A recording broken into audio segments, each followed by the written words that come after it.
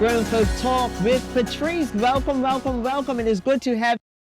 Thank you for joining us today. We're about to have some grown folk. It's called Grown Folk Talk for a reason. So my guest today, who I'm excited to have in studio with me, the Honorable Tene Farbert, JP, MP, Minister of Youth, Social Development and Seniors. That's a mouthful.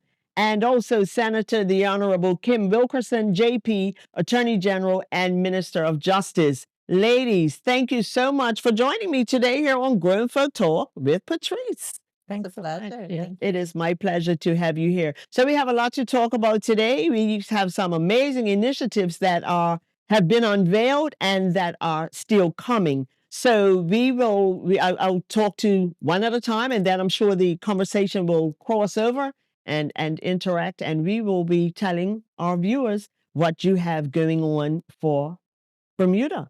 Absolutely. Right? Yeah. So Okay. All right. So the Honorable Premier David Butt recently stated, and I quote, that this government upholds the promises that we make to the people of Bermuda.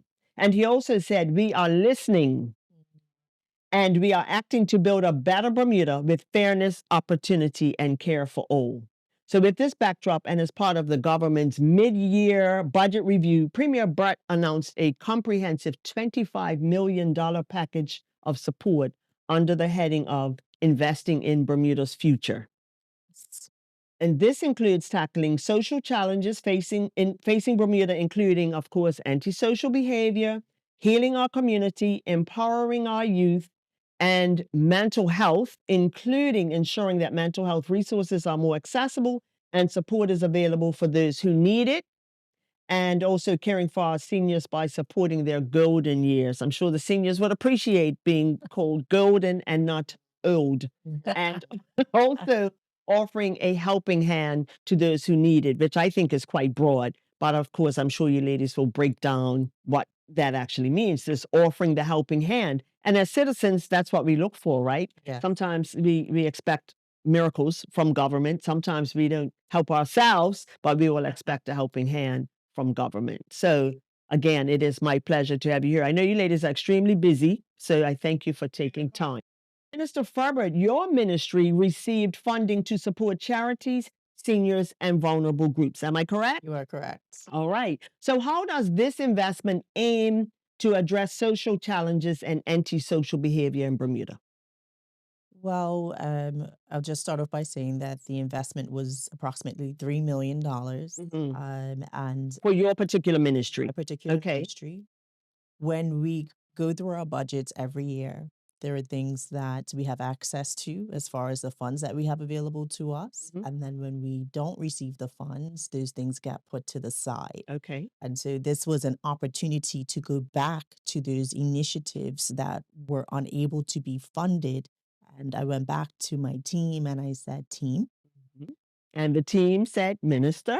And the team said, Minister, what are the things that you want to continue with that would help with social investment? And I asked them to think long term, right? Because I didn't want just quick sort of fixes, things that will make an impact to our people long term. And so I asked them to review what was presented prior. Okay. And then there might be some new things that we might want to bring forward. And so they had a speedy exercise to go to dig deep and to come back and share information as it related to initiatives for social investment.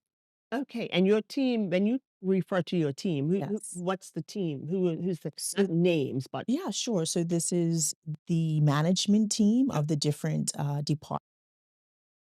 My ministry, Okay. yes. And so that would be the Department of Child and Family Services, Aging and Disability Services, the Department of Financial Assistance. Okay. Yes. Okay. Mhm. So let's talk about youth empowerment, which appears to be a key priority. What initiatives did they get back to you with? Absolutely. So in 2023, the premier had decided to put the portfolio of youth under social development and seniors, which I think is a great fit because of the intergenerational work that we could do, but also to put our youth on bigger platform, Right, right? because some might say it's an Yes. extreme, youth and seniors. Yeah, it's But I think it's brilliant it is to brilliant. to cross it over. Correct. There's a circle of life. Yes. And I think that that is the key. You know, some people may have said, well, why didn't we include it under education? Mhm.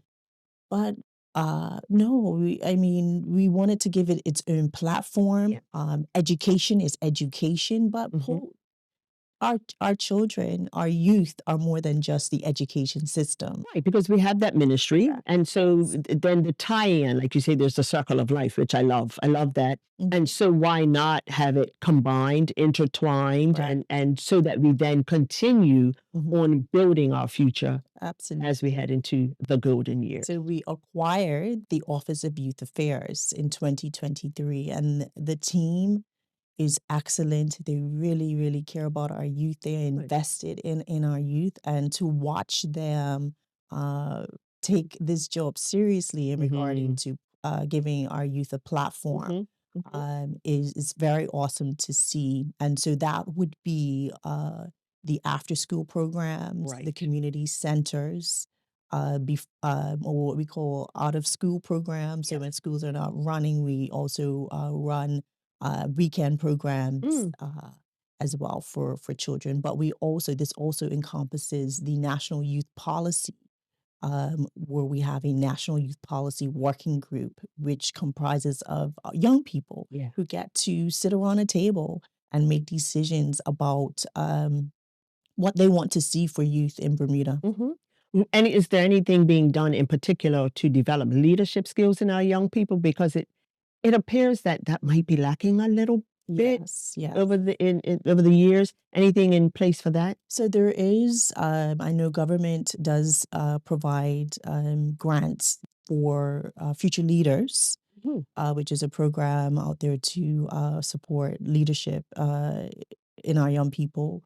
But then there are different programs that the ministry supports under our youth Mhm. grant Mhm. programs as well. So there are two types of grants that we provide. We provide grants to youth programs or organizations, and we also provide youth investment grants that can go to an individual youth who say they want to do a leadership course. Then we also provide funding through a youth investment grant, but of course that's with an application process. Right. Yes. And so we're looking at a lot of opportunities for success for our young people, would you say?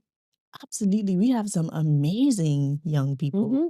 You know, a lot of times we hear the bad and particularly the antisocial behaviors. Yes. And trust me, our young people feel that and they know that as well. Mhm. But the good is not being highlighted as much as the bad or the antisocial behaviors. Yeah. But our young people, they are bright, they are smart. I expect them to know much more than Mm. me, you, and you. Mhm. That's right. Yeah. And most of them are So thriving. much. They have Yeah. so much Right. exposure, particularly with the internet. Mhm.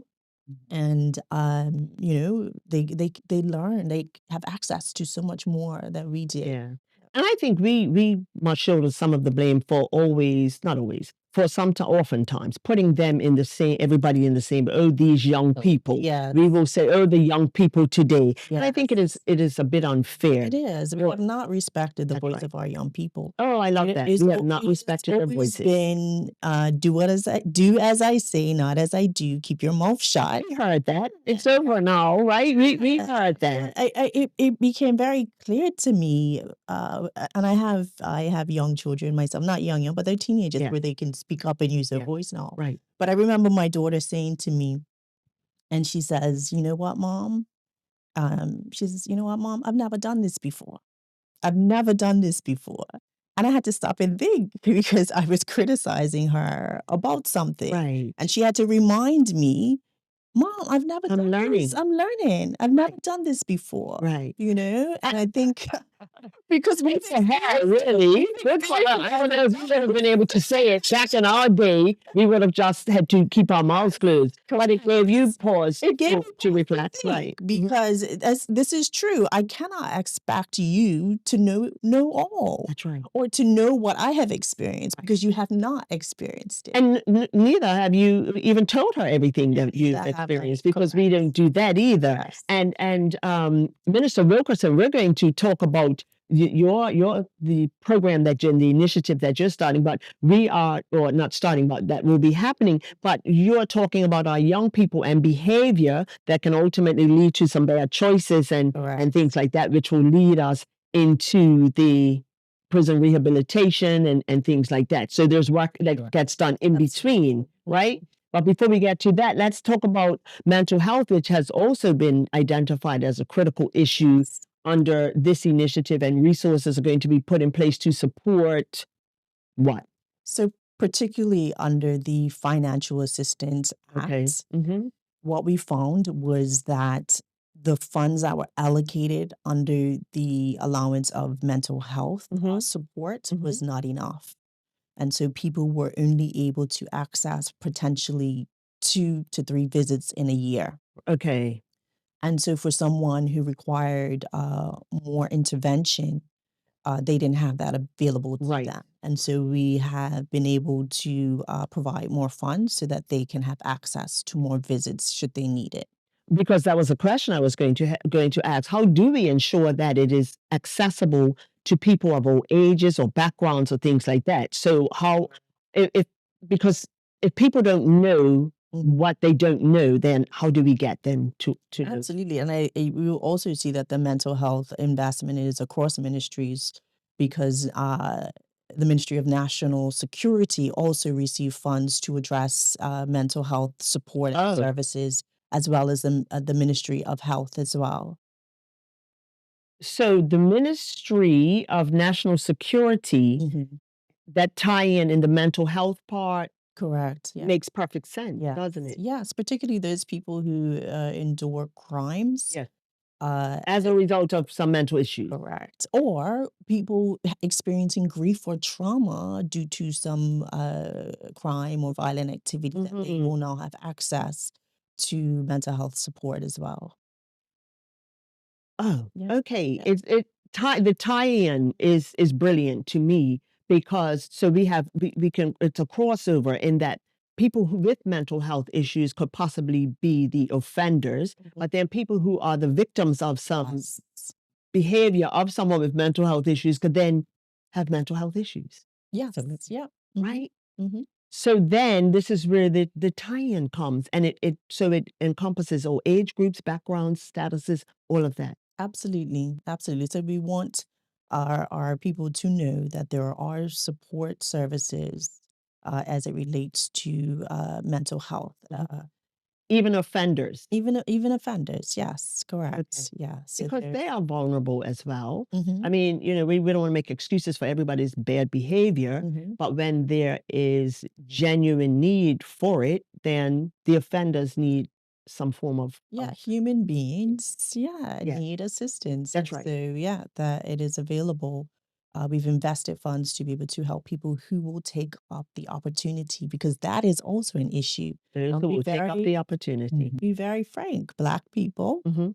do not feel comfortable talking to counselors or psychologists and Why? seeking help because we have a mind frame of us being able to handle it all or that being a sign of Hmm. weakness for us to be able to go to someone to seek support and seek help.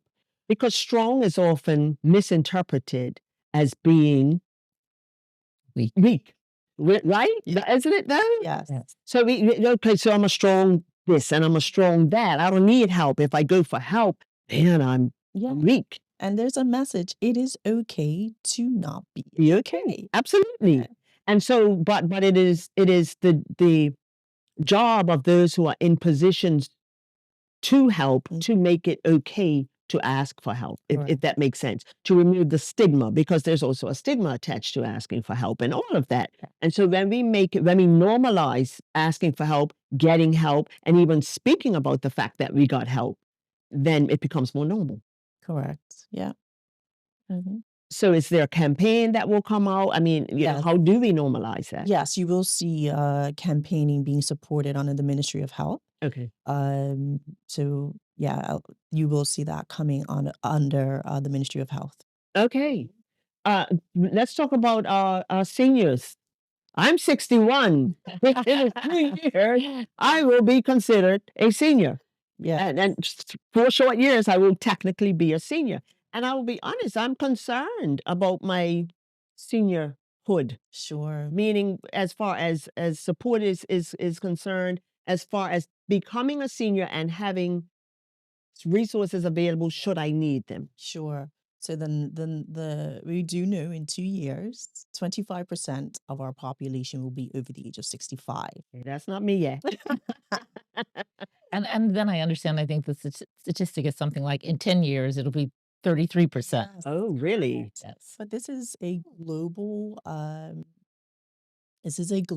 issue and concern. And the question is, are we prepared?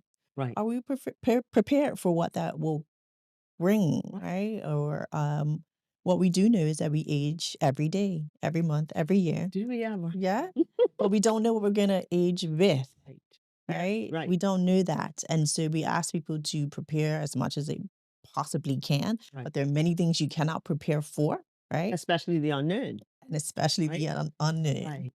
So people age differently. People age differently, correct. I was having a conversation with somebody the other day. I said, if you always sit more on your right side, then you might have back problems on your left One side. more thing that I need to be concerned. Okay, am I sitting on the right side? Oh, let me shift over because now my back's gonna hurt. Listen, I'm already struggling with my wrist and my ankle today. Tomorrow, what? Now it's gonna be my back? Correct. Oh, Well, I okay. think the major concern, particularly for persons as they age, is income, right? Yes. So if Yeah. you have not prepared income-wise, Mhm. you will get, if you've worked and if you've made contributions, you will Yes. get a fixed income. Right. Your If you pension. did not prepare with some sort of business plan where you make money while you sleep, or if you have rental What income, is that plan? Let me write that down.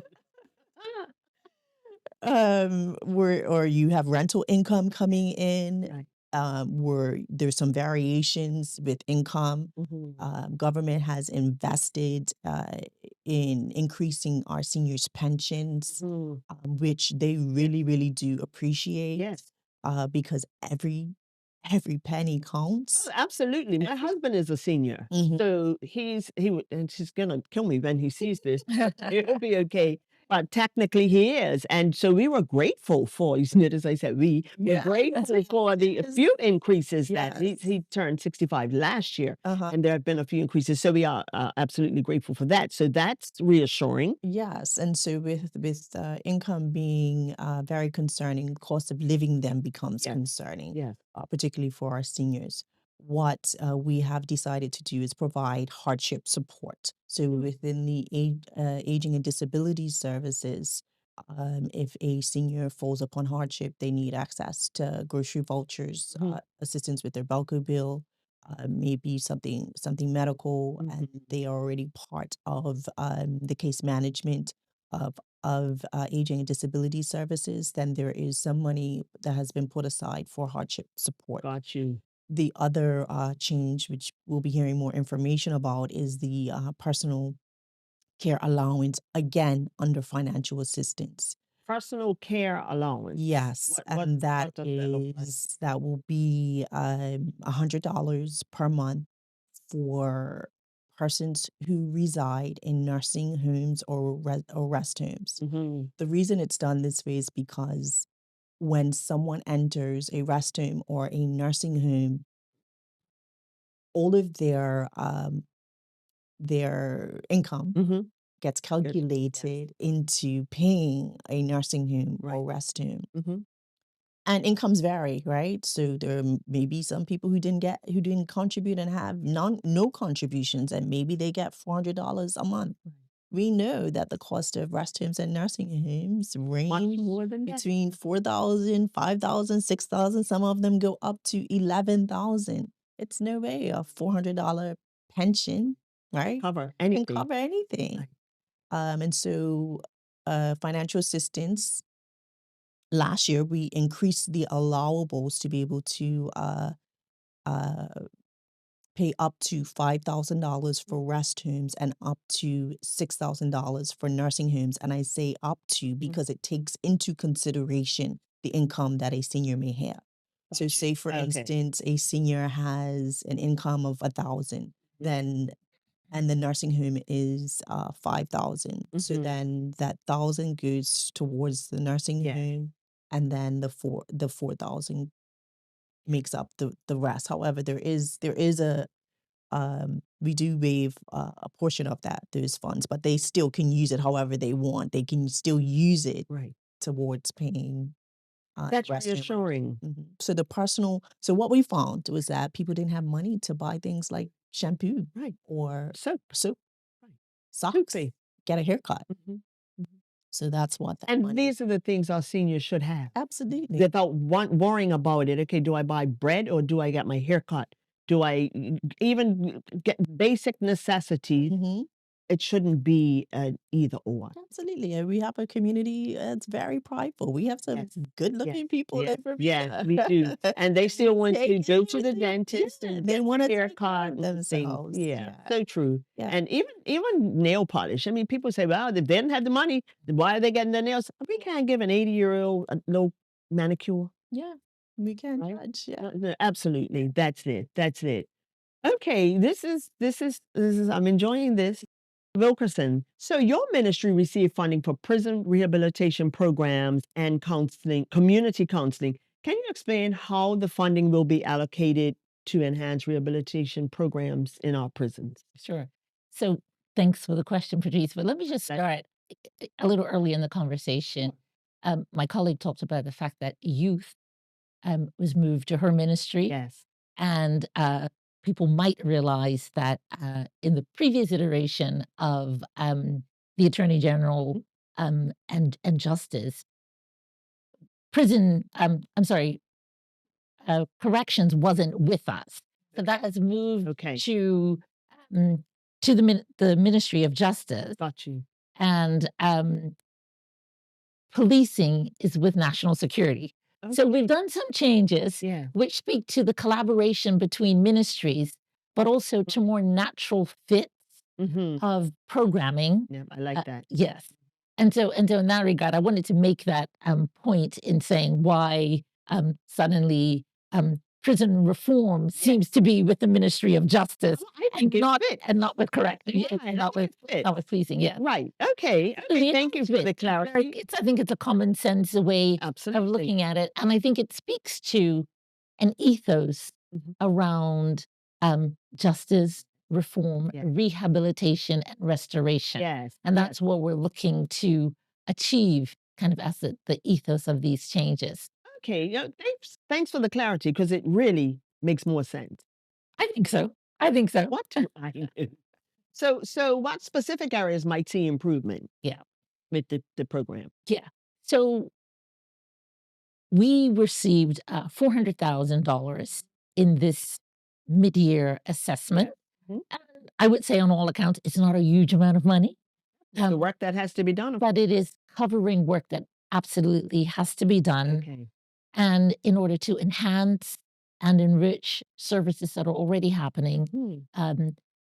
and to build upon them. Okay. So I think prior to stepping into this job, I was probably like a lot of people in the community and taking the view that, it doesn't seem like prison is doing a good a job as it could be Mhm. in Mhm. terms of rehabilitation. Right. After all, it is called corrections, Yes. right? Yes. And are we doing our job Be of correct. are we correcting? Are we returning citizens? Mhm. And they are citizens, Yes, they right? are. Back to society in a way that they can be productive after having a term of incarceration. Change behavior. Absolutely. And I think realistically, we were saying maybe not everything is happening that should be happening. I had the But opportunity. was that fair? I- Not in hindsight, as now in your role and not just a citizen. Is it fair to say that? I think it's fair to say that more could happen, Right. but it's unfair to say that nothing was happening. Okay, And I because think we hear that, right? we hear We hear they're laying up there. They got 3 huts and a cot. They wouldn't even get out and pick up the stuff, the trash off the street, and that's Yeah. why they keep going back. We've heard it all. You do hear that. And I would challenge anyone who has that mindset to take an opportunity to go up and visit Westgate. Going. Yeah. You Not know, going. this is the thing. I get We what you're talk about saying. things Yeah. we don't know about. Right. Right. It's true. And Yeah, it's absolutely. it's a national pastime, right? But yeah, I would encourage people to go up and do that. Have a visit. I just huh? thought that it's a national pastime. That's funny. Okay, right, because we do. And we can fix everything, but we have no clue. Yeah. Okay. Yeah. So I had the opportunity, since getting in this seat Mhm. to have a good look at what's going on. Okay. There's a lot more to learn for sure. Yes. And I had the opportunity to go to graduations, Okay. one At Westgate. at Westgate Uh-huh. and down at the farm at Okay. the Right Living House. Okay. And in each of these instances, I was just amazed at the fuss Mhm. that was made Mhm. over the graduate, Mhm. giving cap and gown ceremonies, right? And we could see people taking advantage of opportunities to learn trades, Mhm. build skills, and increase their education. Okay. So it is happening. Yes. But I own that more has to be done. Yeah. And so that's what this $400,000 is going to go toward. Is that perpetual? Do we keep are we to keep coming up with, okay, this works now, what's next? Well, how can we keep building on the success that may already be happening? So we start, you talked about the graduation, and then do we Yeah. do we keep, or do we say, okay, this works, let's stop here, let's just keep this model? I think that learning is dynamic. Mm-hmm. As we know, we think about the employment market is dynamic as well, and we have to keep pace with that. Yes. So an example Right. would be one of the graduates, so there were 2 GED graduates, Mhm. but one of them was able to take a course called the Penn Foster, Yes. right? Mhm.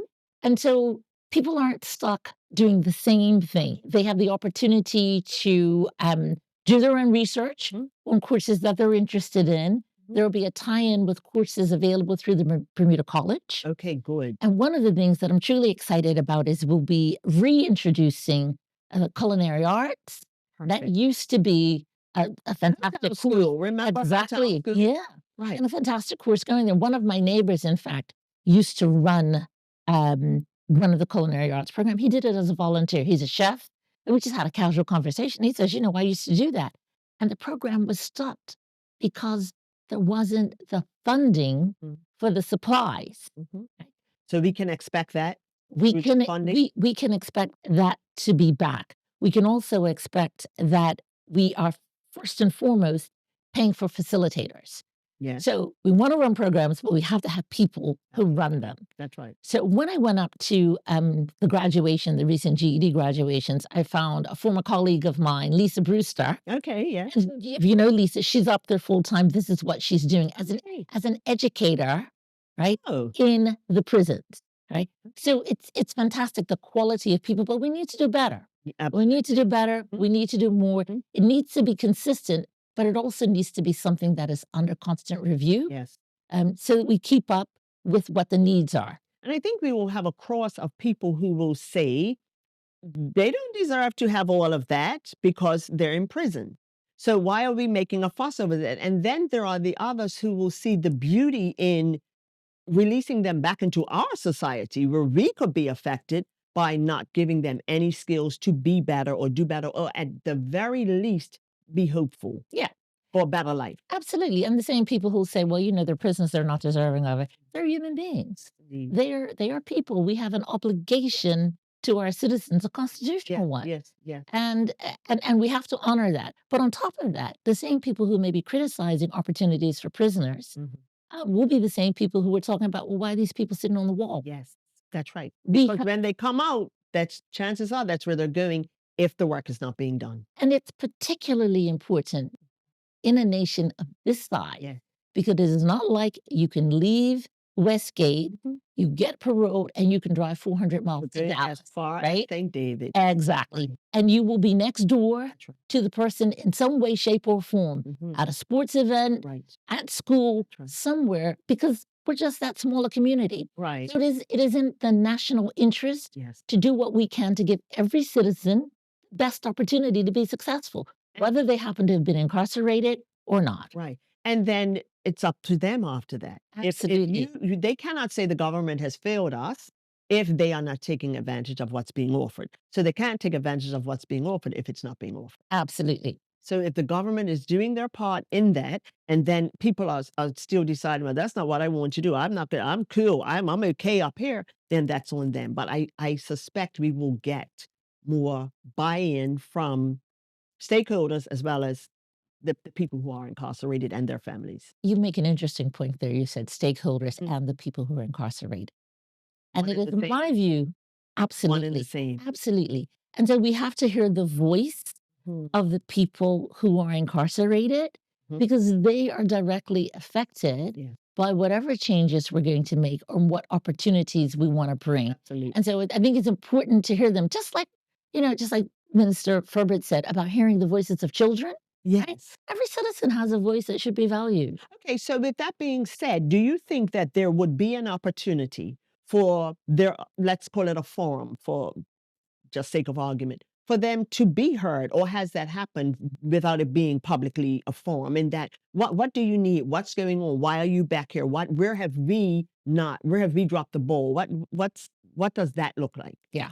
So there are a number of entities Mhm. working within the prison population with prisoners Right. to have those dialogues. But it hasn't happened, certainly in my watch, Mhm. where it's myself as the Minister of Justice Mhm. having that dialogue directly. Okay. So I have inquired Mhm. with the commissioner, Mhm. and she has told me that there was a committee of prisoners, Mhm. and that will be resurrected because they absolutely have a voice. You have people with talents and skills. Unbelievable talent. Yes. Absolutely. And so why not take advantage of their talent, skills, and viewpoints as we try to build something that works for them and for us? And that's key. It's working for everybody, right? So people who are incarcerated, it doesn't mean they're not good people. It doesn't mean they don't have skills and all of that to offer. Perhaps they just need a little more fill in the blanks, Absolutely. support, resources, or whatever it is. So we, being all of us, we have to do our parts, right? Okay. All right. So Minister, you've talked about some of the initiatives. How will the ministry measure the success of any rehabilitation programs that you put in? Like, what outcomes do you expect to achieve? Like, what's the end goal? That's a really good question. Thanksgiving. I had the opportunity to go to the courts ran a Thanksgiving service. Mm, And this was for the people who have taken advantage of the treatment courts. So as we think about rehabilitation and reform, mhm. there are certain programs which started out in the kind of alternatives to incarceration. Okay. Yes. So if you think about the DUI courts, drug courts, Mhm. um, mental health courts. So these are different ways of dealing with offenders. And as opposed to saying you go to prison, you experience and you have to sign on voluntarily um, to a period of programming. Okay. And I got the opportunity, it was the second year that they've had the Thanksgiving court. Yeah. And what happened, Patrice, was it was mind blowing to me to see people who would otherwise have been incarcerated Mm, standing in front of the court. The forensic psychologist was there, mhm.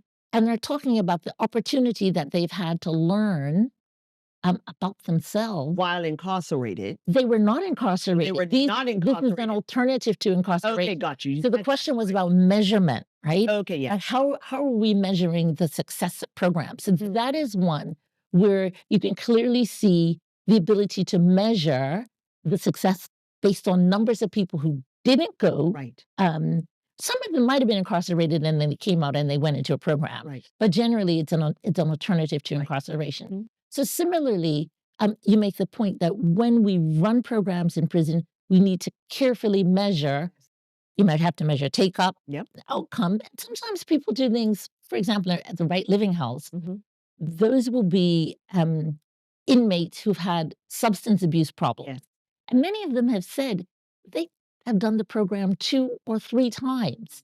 And it's like, but they didn't give up on themselves. They came back. They came back, right? So it's not as easy as saying you went into the program, you dropped out, the program's a failure. Can't be, E right. Exactly. So different programs need to be measured in different ways, Okay. and I think we have to have the nimbleness to recognize that. Yeah. Because sometimes we're so rigid with, okay, like you said, you went in, you dropped out, okay, put you to the side, as opposed to, oh, you're back again. Oh, how many times are we going to do this? Something there, but for the grace of God, go all of us, right? With the Yeah. fight, the battle, the all of that to do better. Absolutely. And what I was so impressed with down at Right Living House was the relationship Mhm, between, the participants mhm.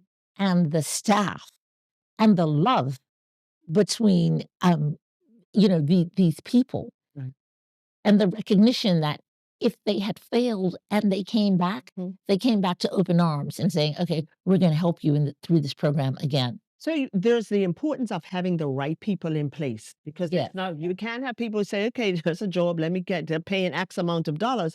It has to be a passion, and it has to be a determination to see other people succeed as well. So that's, you said, when they go back, it's the open arms. It's okay, you're back. We still got you. That type of thing, right? So is that being considered in all of this, or is this something that's already, we have the people, okay, these are the people we're using? Are they being vetted, for lack of a better term?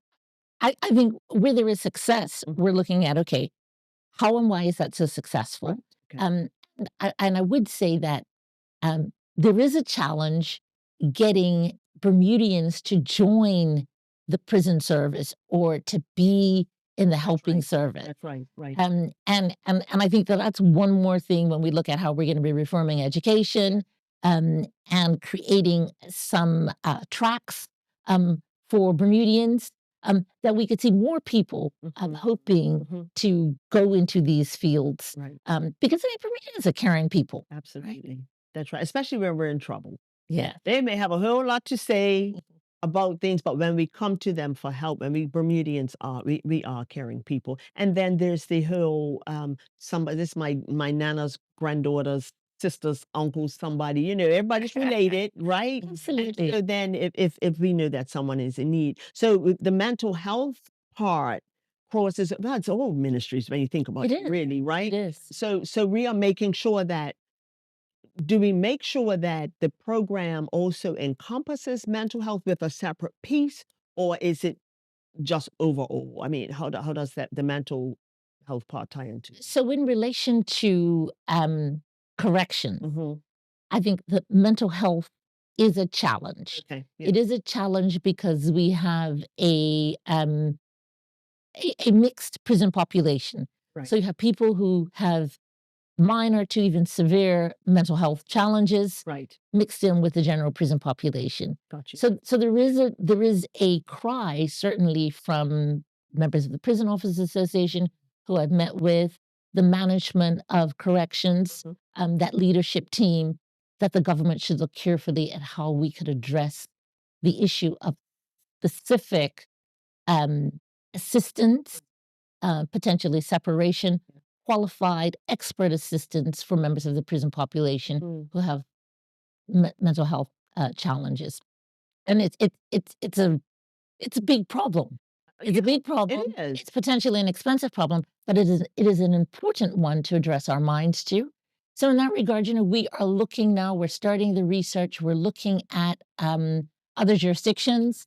We're looking at whether there are any regional opportunities to collaborate through our associate membership in CARICOM, because there are other islands to the south who must have similar problems. That's right. And the world is more accessible to us now, It certainly is. right? And I would suggest that perhaps we've always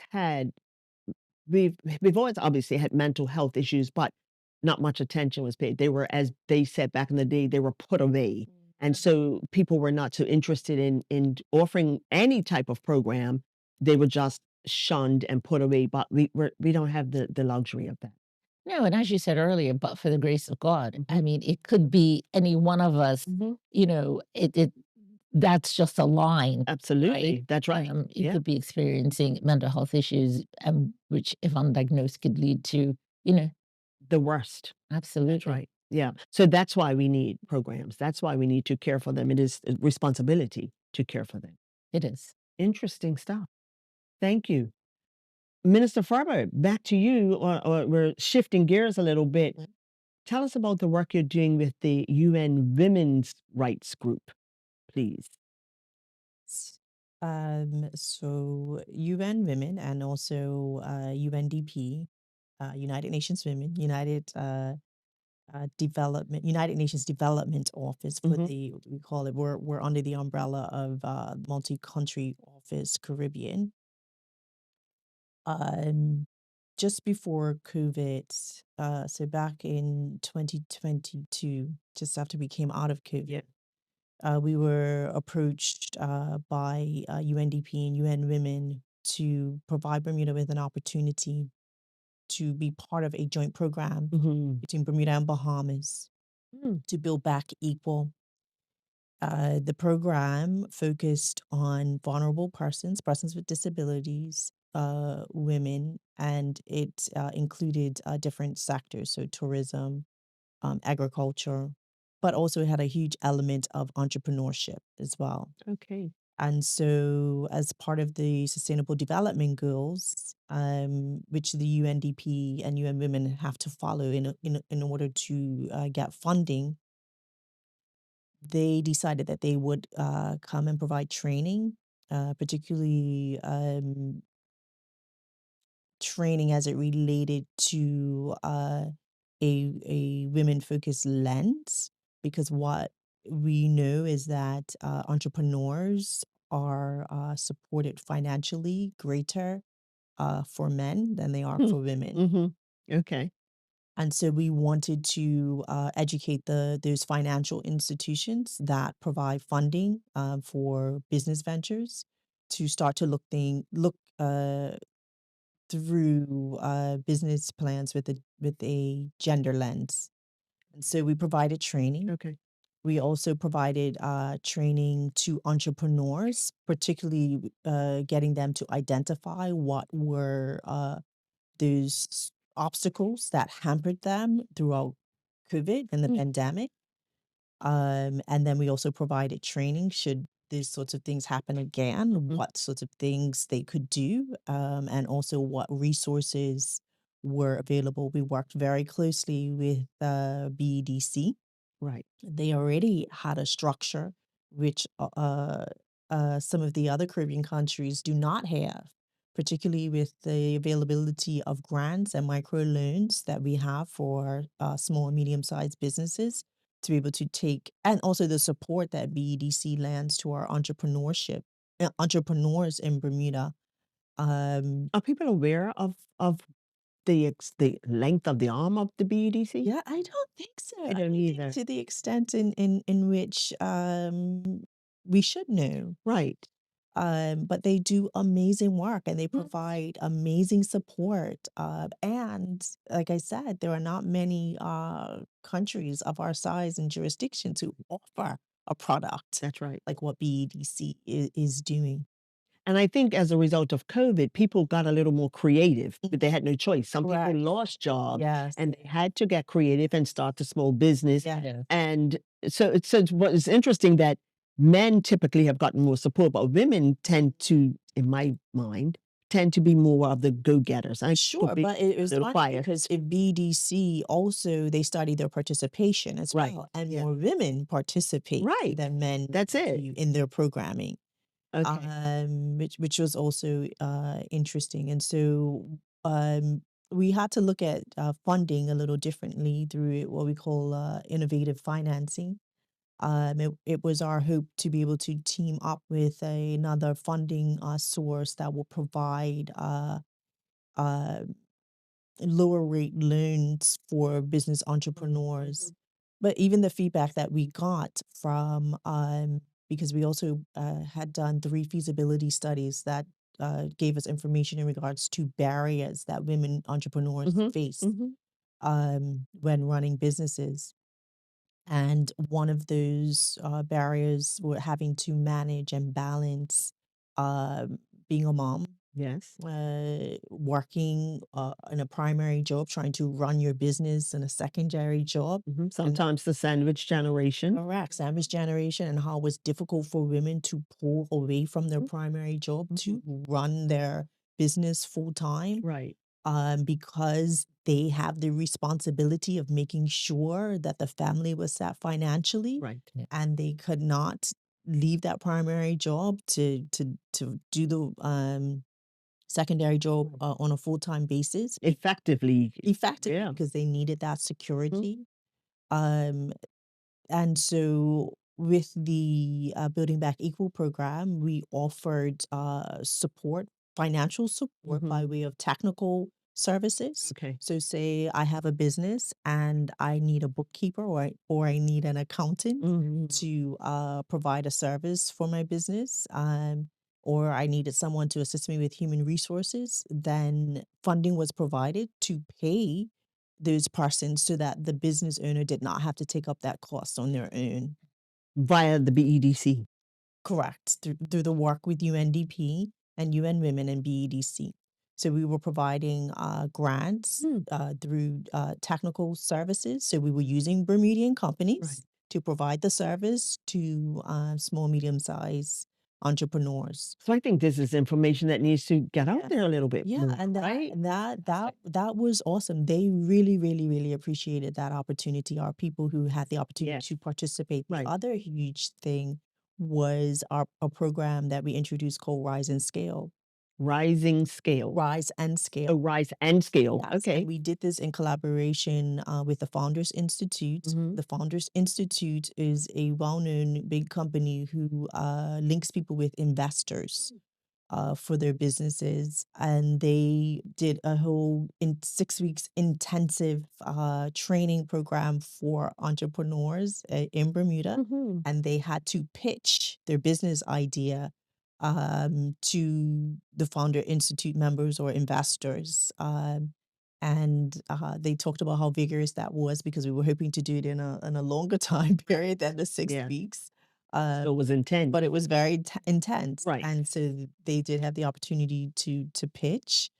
We were able to make good connections, particularly with mentors that were part of the Founders Institute. But the other beautiful thing about this is the first time ever Bermuda has ever been considered, yes, for work. The first time. First time ever where Bermuda has ever been considered by UN Women or UNDP.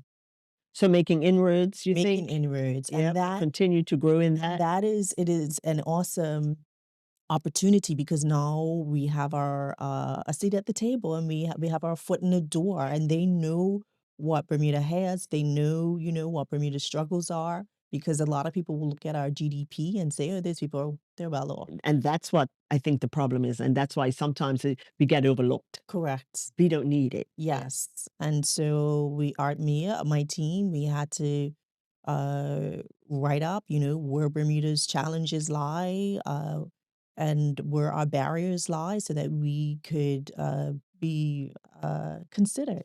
Stay at the table, Stay at the right? And have a table. few more seats Sure. at the table. And so it's been an awesome relationship thus far because now we are included in those forums as it relates to gender affairs, gender offices, and gender tools.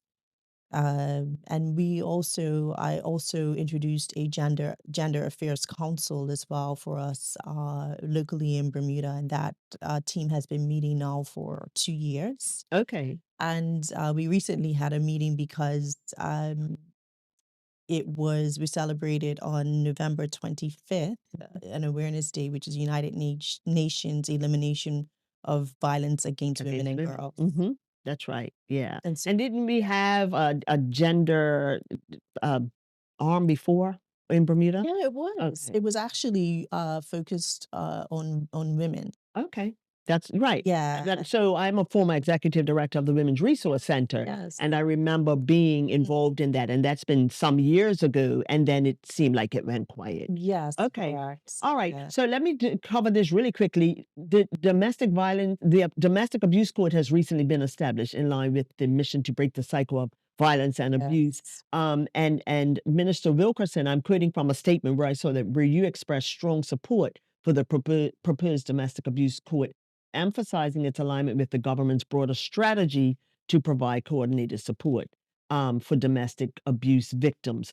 That was welcomed by pretty much everybody in Bermuda. And as I said, with my ties to the Women's Resource Center, at the time I was there, we provided support. Our mandate was to provide support for women who survivors of or victims of sexual assault. But our sister agency, the Center Against Abuse, of course, that would have come under them. So Laurie Sheo, I know, is ecstatic about this court, which she has been trying to have established or speak to someone or get it up and going for a long time. So that made my heart very happy. Yes, made my heart very happy. So as we wrap up, Minister Wilkerson, questions. What is your ultimate vision for how your enhanced rehabilitation programs will contribute to a safer Bermuda in a couple of sentences? As I said earlier, every citizen has a role to play, right? And I believe governments have a role to play in assisting citizens in being their best. Yeah. And I think when people are their best, society can be its best. Absolutely. Right? There are less concerns about, safety and violence if people feel valued. Yeah. And I think that's what we're getting to. And just kind of segueing back to the domestic violence court program, that is a manifestation of the same idea.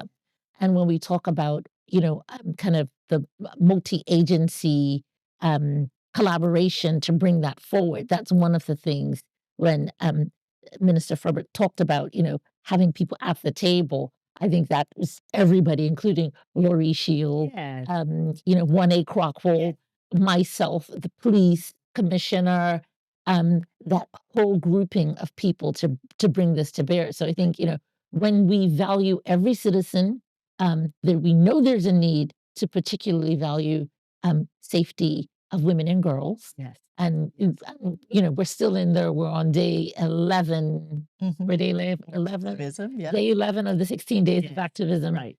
Today, it's still something that we want to talk about. So the domestic violence court program will be a representation of that. Yes. It's not all the way out yet, but, it is coming. It's coming. I'm very excited about it.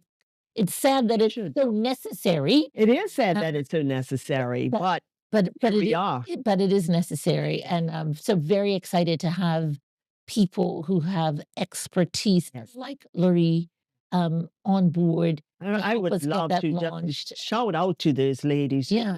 Tammy Richardson. Yes, that's right. 1A Crockwell. Absolutely. Absolutely great work that they're doing. And it's not for the faint of heart. It's a lot of work. Very heavy. And it is very heavy. And like Laurie has been involved forever. But she's very passionate about it. And I do want to mention, in conjunction with the domestic violence court, is out of the funds of the mid-year budget review, we also got funds to put towards intervention for a perpetrator program. Yes. Oh, I love it. Because Bermuda does not have a perpetrator program, and anyone who is in a violent situation, relationship, intimate relationship, people will talk about the back and forth of why wouldn't they just leave, and it's not that easy. If it were that easy, wouldn't everybody leave? And really, in honesty and truth, people really just want people to get help, right? That's right. And so that's what this both sides. Yeah. And so that's what this perpetrator program is about. We've recently put out a request for information for organizations, a proposal for persons who are interested in running a program locally, so that we can provide support for perpetrators as well. Yeah. Good stuff. Absolutely. And it speaks to, just the dots being connected across ministry. Yes. Because this is also a representation of how we're thinking about restoration and rehabilitation. And it all ties in, doesn't it? Yeah. It all ties in. Ladies, you are to be commended. You are doing great work. We are long overdue for some things, but it's being done. It's being done. And I just thought this was such a comprehensive program, like the whole overview of the programs, but you've broken it down and you have your bits and pieces that you'll all put together and put into place. So thank you for the work that you do for this community, for our country, for the betterment of every citizen in this island. We can't thank you enough. The Honorable Tanae Ferber, JPMP, Minister of Youth, Social Development and Seniors, and Senator the Honorable Kim Wilkerson, JP, Attorney General and Minister of Justice. Thank you for sharing some grown folk talk with us today, because we have work to do, and you ladies are doing it. So we are wishing you the very best. Thank you so Thank you much. so Great. much. Thank It has you. been my pleasure Yeah. chatting with you today. Thank you, thank you, thank you. And thank you to you for joining me today on Grown. Patrice, come back and chat with us again. Thank you.